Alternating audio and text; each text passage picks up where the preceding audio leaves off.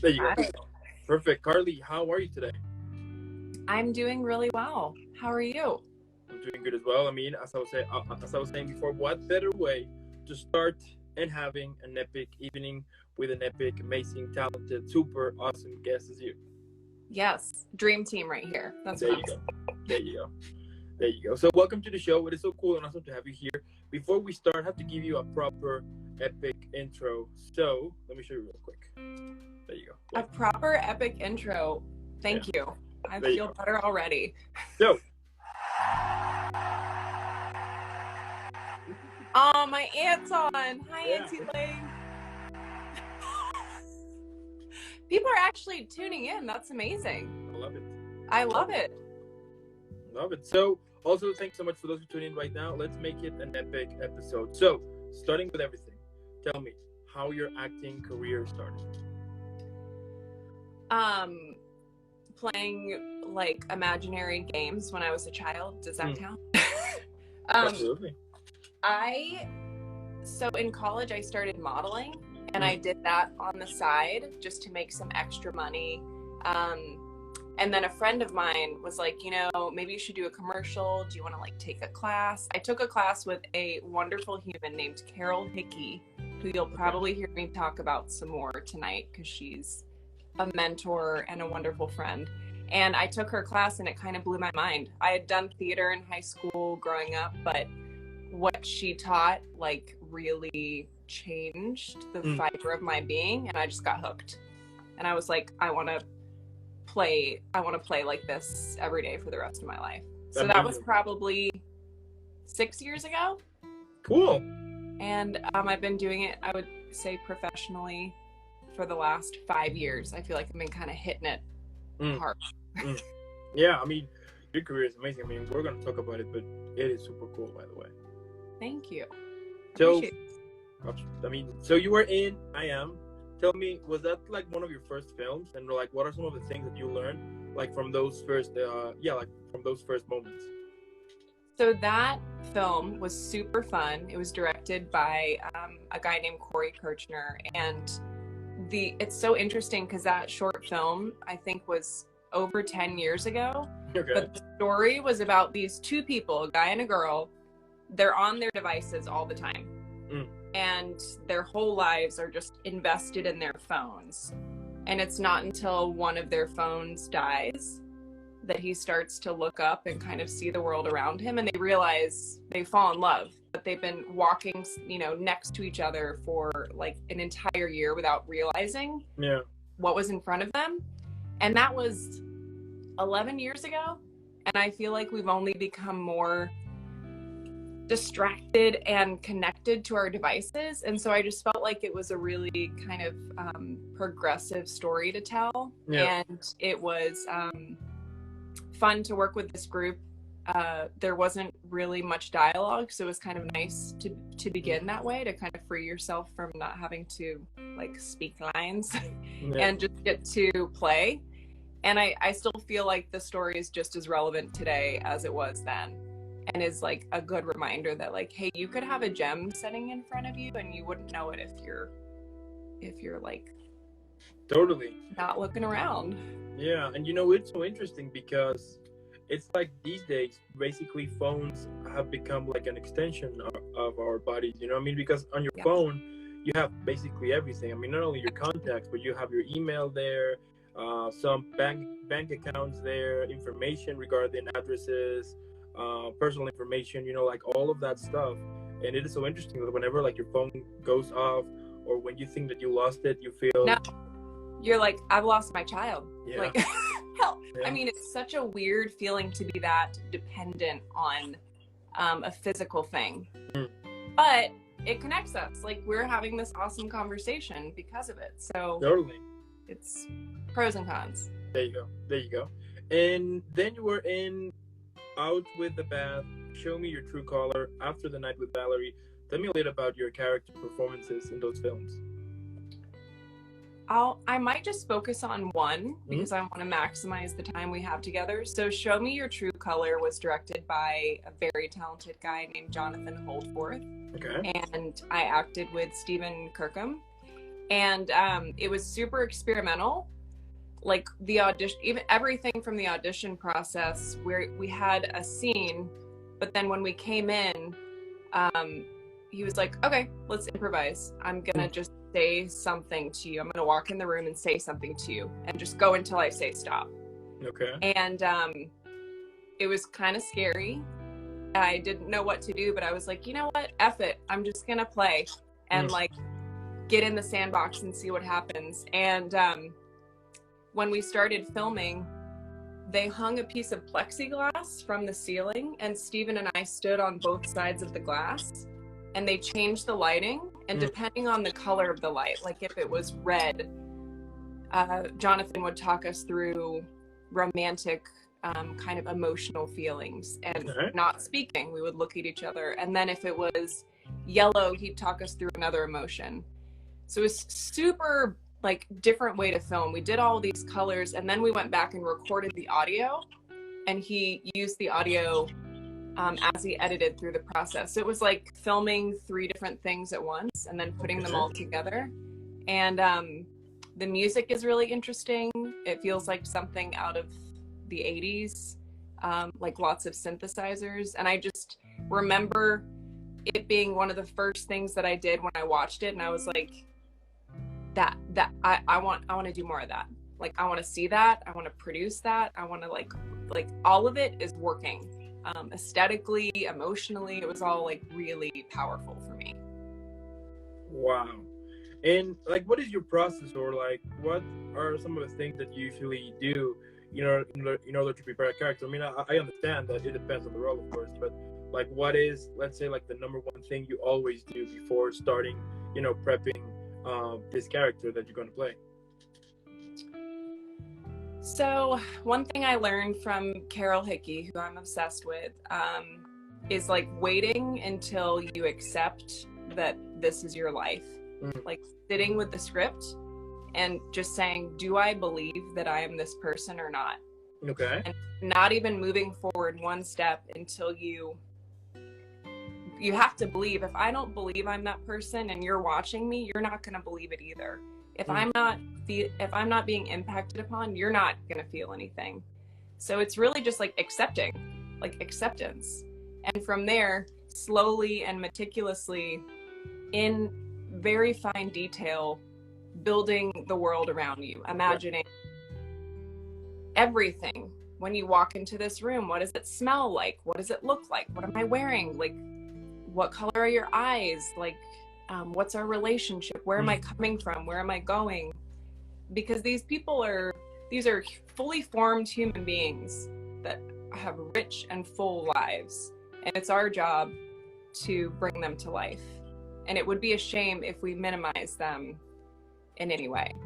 Like, I don't know that I'd be doing it justice, because it's a human being's life, whether they've existed or not. And like, what do you think that are some of the aspects that could make a character a relatable one? I have to ask you a question to your question. What kind of characters do you relate to? Do you only relate to one kind of character, or do you feel like you, when you're watching?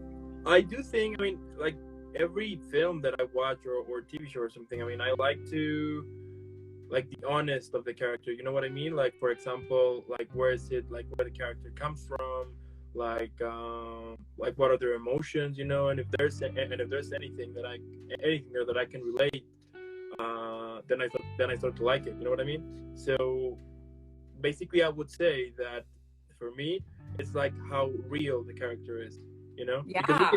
Because we can see sometimes that there would be like these characters in which we don't have like this connection, and I mean, of course that there are like a lot of reasons there, you know. It could be a very epic performance, but maybe the script wasn't good, you know, and regardless how hard you try it to make it relatable or to make it real, it's gonna be hard because probably the script wasn't well written. Or the other way around, you can have an excellent script, but maybe the performance was, you know, like not very like not very good at some point, I don't know, but it's more to that to me to so I can to make it look real, you know, to make it look like I can totally see a person like that walking on the street, or I can Yes. see myself talking with this person. You know what I mean? Like stuff like that. I think I could not agree with you more. I feel like the honesty, because I feel like what I want to feel when I watch movies and films, I just want to feel connected. I want to feel less alone. I want to know what other people are dealing with or struggling with or excited about, and I think when people are honest and vulnerable, like we're just drawn in, like we want more of that. And I think to me that's what makes someone relatable, is when we can see a part of ourselves in them, or we see part of their struggle and we say, oh my God, like, thank you. That's art. That's the healing part of art, and that's what makes it so beautiful. Totally. But I love that you see that. You see that. Yeah, absolutely. I mean, like even in you know, like in movies that we have like the villain, and then somehow you can relate to that. Totally. And then you get to this question, and you're like, am I a bad person, or what's going on here? You know what I mean? Yeah, but I think we're so, like, we have everything inside of us. You know, no experience is foreign. We you know, we are so like full as human beings. So of course we relate to the villain, we relate to the child, we relate to, you know, the mother or the father, or the neighbor, the weird, awkward friend, because I feel like we've all, you know, been that person in some way in our lives. Totally. It's so, I mean, it's so amazing. It's so amazing whenever they create this connection, you know, either for a film or a TV show, that you actually feel that you are part of the world that the character is in, and you actually care about the character. And like whenever the character is in danger, you sort of be like, please don't die, please don't die, please don't die. You know what I mean? Please live. I felt like that in Squid Game a little bit. That's another conversation, but yeah, that was a roller coaster for sure. Yeah, I can agree on that. I mean, I got that feeling on Game of Thrones. So. Oh God, yeah. Yeah. So cool. And so you were also in Aeon of Horus, The Truth About Honesty, Watchers, Night Games, So Bear, Tiny Hand, and Prescription. Tell me, like, what are some of the highlight moments that you can remember during like the whole process for those films? I'll talk about two of them. Prescription is the most recent one, and we shot that on film, which I had never done before, and it was a whole different process. So there was a lot more rehearsing, because you're shooting on film, you have a certain amount of time. I think it was 12 minutes before the film, before you have to swap it out and put new film in. So every running second of footage like counts. So it was kind of like theater. We would rehearse it again and again and again, get all the blocking exactly the way everyone wanted it, exactly the way Rhett, the director, wanted it, and then we would run the film, and then you're done, and you're like, it's immortalized on actual film. And it was so thrilling, because you kind of have to leave it all out there. And sometimes I feel like when you're shooting digitally, you get opportunity after opportunity after opportunity, and that's really helpful. But it also, I don't know, the stakes felt a little higher, knowing that we were working with this medium where we just didn't have an endless amount of time. That was really cool. Tiny Hand is a short film that I'm working on, that I co-wrote and produced and starred in with a friend, Alex Garnett. And it's a super weird psychological thriller, horror.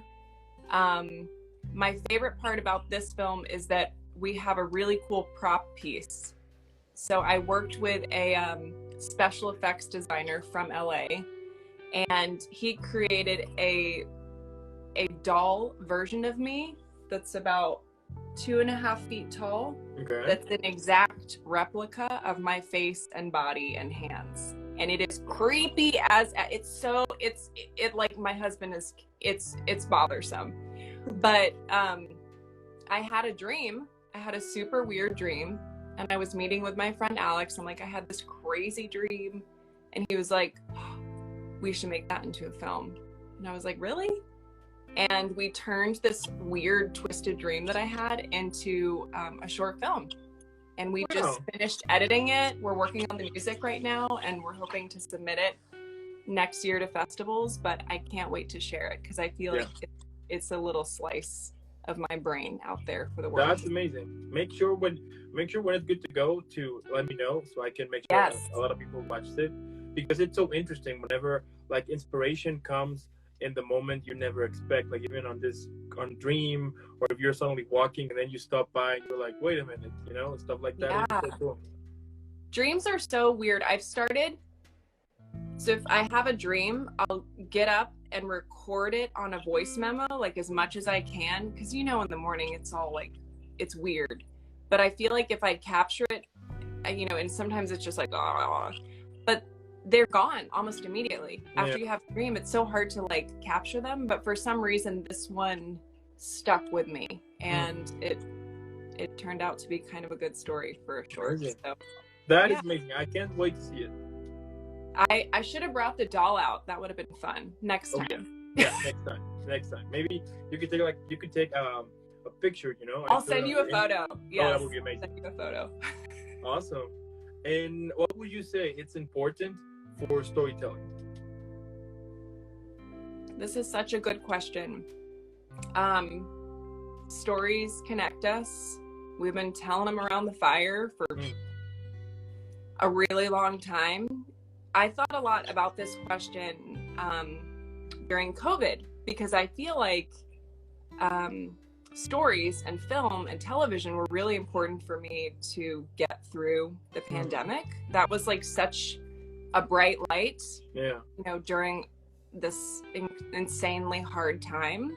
I was inspired by movies. I was watching comedies. We were watching shows. We were binge watching stuff. And I think that storytelling is important because it connects us with each other and it creates empathy. And I feel like empathy is the basis for thinking outside of yourself, seeing people outside of yourself, and growing from being able to step into someone else's shoes, even if you're just watching a movie and you happen to experience their life for an hour and a half. And I think that empathy is the key. I feel like that's the missing link in our world right now, is just that, like, I'm a human, you're a human, we're all, equal, and we just need to like remember that. Totally agree on that. So you have also appeared in some commercials for brands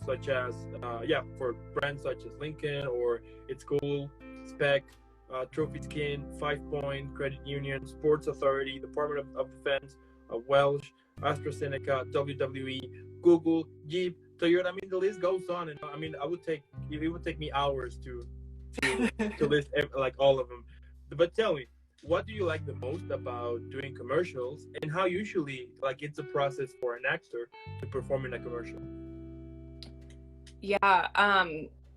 We are selling something at the end of the day. What are we selling? When I get an audition for a commercial, I look at the brand, I immediately Google all of their video content. I want to know what their commercials look like in the past, who's directed them, what is the tone of their brand, what colors are they using, how would you describe their aesthetic? And then I look at the director's kind of sometimes they'll include like a PDF of their vision for the commercial, so that will give you even more information about tone, color, inspiration, images, and from there you start to imagine the world that we're living in with this brand. And as an actor, I imagine that the brand is the main character.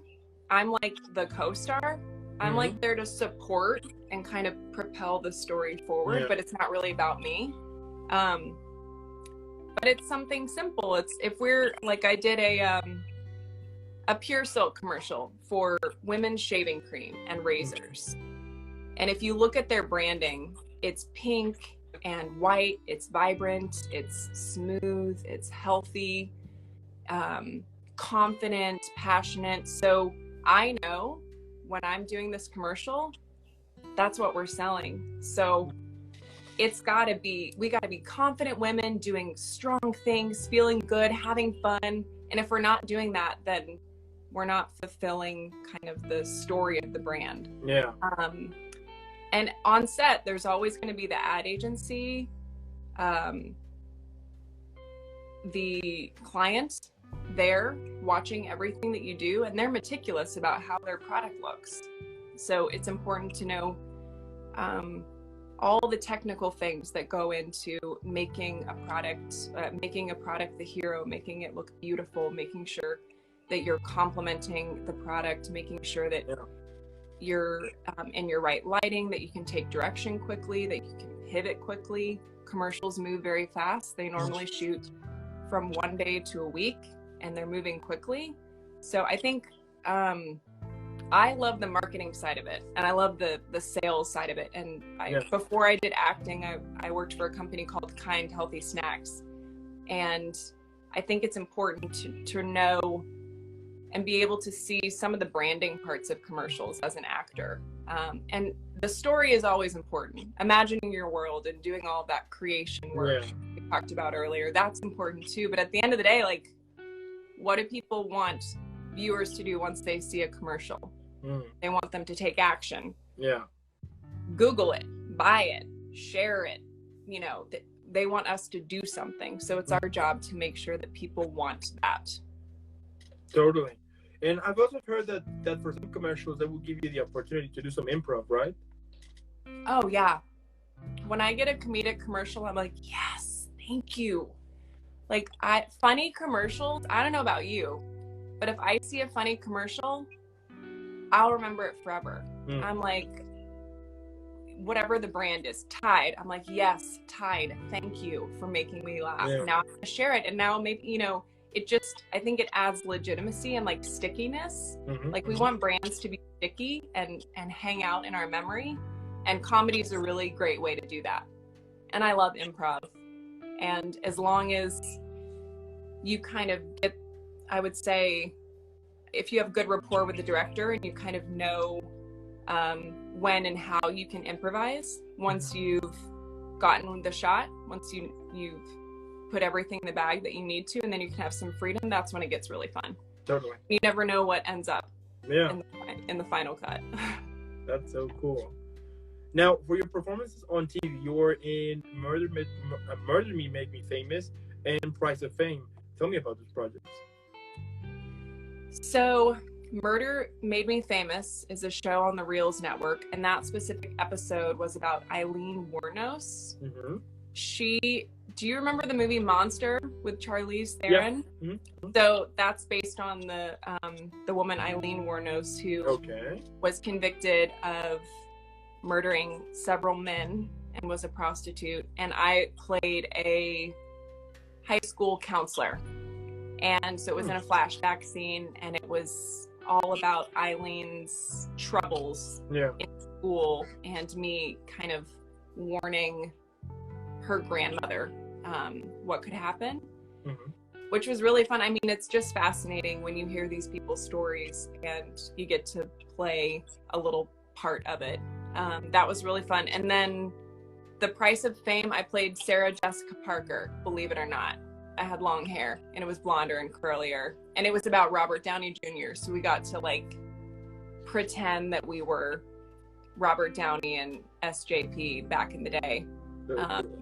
It was really fun. The director, Drew, was one of the kindest, coolest guys I've worked with, and just had such a thoughtful way of directing, and it just made the whole like vibe of the set like really positive and fun. Wow, such an epic experience, I bet. It was good. Amazing. Now, on your resume, we can see that you have been taking training on monologue training, voice training, film and camera technique. But tell me, like, what are some of the benefits that you have discovered due to this whole training process? You know, I think so some people, you might say you have natural vulnerability. I think there is such thing as natural skill and being able to lend yourself as an actor. Some people, it just comes more easily, but everything else is training, and you just have to put the hours in. And I will forever be putting in the hours, because there's always more to mine, and there's always more to learn. I'm doing a comedy intensive class right now with Leslie Kahn and company that is super challenging and really, really fun. Yeah. And I've never done anything like it before, but I'm like, great, why not? I think it's our responsibility as artists to just collect as much as we can, techniques and experience and training and your toolbox. When you go on set, then you can be like, whip this out and be like, I can use this, or like, I can do that. And to be really prepared to be that, the expert on set that just is intuitive about what they need to do and where they need to go and how they can approach a scene. It's like that lifelong learning and curiosity is just, you gotta have it. Perfect. And so tell me, like, what motivates you? I mean, we all have those days, right, in which we just don't feel happy anymore, or we just asking ourselves if we are like on the right path. You know, we will see our careers are not very successful as we wanted it. You know, so tell me, like, what makes you to be out of this toxic bubble and to basically go away from it and just keep following and keep making your own way, building your dreams at the same time. So I'm Christian. I believe that God gave me certain gifts, and not only do I like see them as gifts, but I really enjoy them. Like, I feel like when I get to use my gifts, I'm just like expanding and vibrating, and energy is coming out, and it's like love and light and all that woo-woo stuff. So I think what motivates me is just that I'm being myself. And we all just want to like be ourselves and be seen and be loved and accepted. And the hard thing about this industry is that we get told no constantly. Totally, yeah. But I've always said to myself, whether I'm just in a scene study class, or whether I'm doing a short film, or whether I'm just like filming a comedic Instagram video, it kind of doesn't matter, because I'm just doing me. Yeah. And that, as when I stop doing me, when I stop creating, I think that's the trap. And I'm a creative human being, and I believe that's the way I was formed, and that's what I will do until the day I die. There you go. Love it. I really want to. Yeah, I really hope we can see more of your awesome work, because you're basically, as I said here, I mean, your career is amazing. You know, it's. Thank you. That's what I would say. Besides of being epic and the rest. So. Right. Just the epic stuff. That's like. Yeah. Now, if you could describe your career at the moment, right? But on a movie, TV show, a play, or even a book, why not? What would be the title of it? These questions, man. You and your questions. Okay. I would say it would be some type of ongoing show, and the title is just rapidly expanding. Okay. Viewer beware. Because I just feel like the older I get, the more comfortable I become with myself. I'm just more free, I'm more open, like the sky is the limit, and good things are coming, and I just feel like that expansion happening. And I think that comes for everyone at a different time in their life, and I don't know. So I would say be careful, because I'm expanding. There you go. Yeah. There you go. Love it. And if you could describe your career as well, but this time on a drink, which one would you pick? God bless this question. Okay.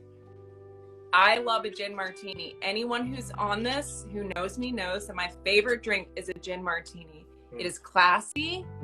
It's strong. It's timeless. James Bond. Like, a gin martini says so much with but so subtly at the same time. So I would be a gin martini. I think that, that's my forever drink. And it's it's timeless, but it's current. Yeah. And it's delicious. And I don't know, what are you drinking if you're not drinking a martini? I'm just confused by people who haven't had one. I'm like, go. The sound of the shaker in the ice is calming to me. Totally. You know what? Let's get a martini for the weekend. Yes. That's what we do. Next time it'll be like a teeny talk on a Tuesday. We'll have martini. Absolutely. I mean, and also one of the cool things about a martini is that you want another one, you know? And then when Yeah. you realize you are on the floor. Yeah. Totally. And like my last question here is, what can we expect from you in the future? More funny Instagram videos, because they bring me a lot of joy, and I love, like, you know, chuckling a little bit. You can expect more disturbing horror content, because that exists in there as well. And then I would say I'm manifesting film and television opportunities for myself. So I know you will see me on TV soon. There you go. Yes, that's what to expect. There you go, Carly. I mean, at the end of the day, what can I say? I mean, as I said before, I can't wait to see more of your awesome job. I'm super sure that very soon we're going to see you basically everywhere, you know? Everywhere. I mean, we're talking about movies, TV shows, music videos, why not, you know? Commercials as well. Yeah. And who knows? Maybe at some point you will get into this big franchise and you will even have your own action figure. You know what I mean? Yeah, pretty much global domination is what I'm going Totally. You know, yeah. Hashtag Team Carly. There we go. There we go. This was so fun. I'm going to text you a photo of my creepy doll from the Tiny Hand movie. Hopefully it won't haunt you in your dreams tonight. But thank you for having me, and you're a lovely host. No, thank you so much for accepting. I mean, at the end of the day, as I said here, it is so cool to speak with such talented and awesome people like you that is actually showing to everybody that dreams come true. Of course, that there's like a lot of hard work that you need to put to it, but at the end of the day, the fact that you're building your career, the fact that you're pursuing your dream and you're actually making it happen, it's kind of what everybody needs, you know, in order to start a project, either if it is acting, writing, or like whatever you want to do. I mean, everything's possible, but of course that you need to do it with heart, you know, and the fact that you're doing it is super inspiring. And I'm super sure that there's like a lot of people that actually feel inspired by you, or they actually rely on you for being so talented and so honest about everything that you do, you know? Thank you. That means a lot. And Perfect. I have people like you inspire me. I mean, that I try and surround myself with people that I want to be more like, that are putting themselves out there vulnerably and creatively, and it's infectious. You want it yourself. Totally. It's amazing. It's an amazing feeling. And also, I want to thank those who are watching. I mean, if you are watching this right now, or later on YouTube, or listening on Spotify or on Apple Music, make sure that you're following Carly on all of social media. Normally, what I would say is for you to put pause and leave a like, subscribe super quick. It helps me a lot. Then go follow Carly. Well, no, before that, hydrate. And then eat a chocolate cookie, why not? Then go follow Carly. Make a martini. Go follow everyone you need to follow. Yes, very good. There you go. And while you're enjoying your martini, make sure that you are supporting all of her content. Make sure that, I mean, let's make Carly trendy right now. Let's make sure that everybody knows about her awesome work, and and support her, because she's awesome. Carly, again, thank you so much. Before I send you off, I need to send you off properly. So. You guys are too much. And, keep killing it, and I'll see you in the next one. Thanks so much. Take care. Bye.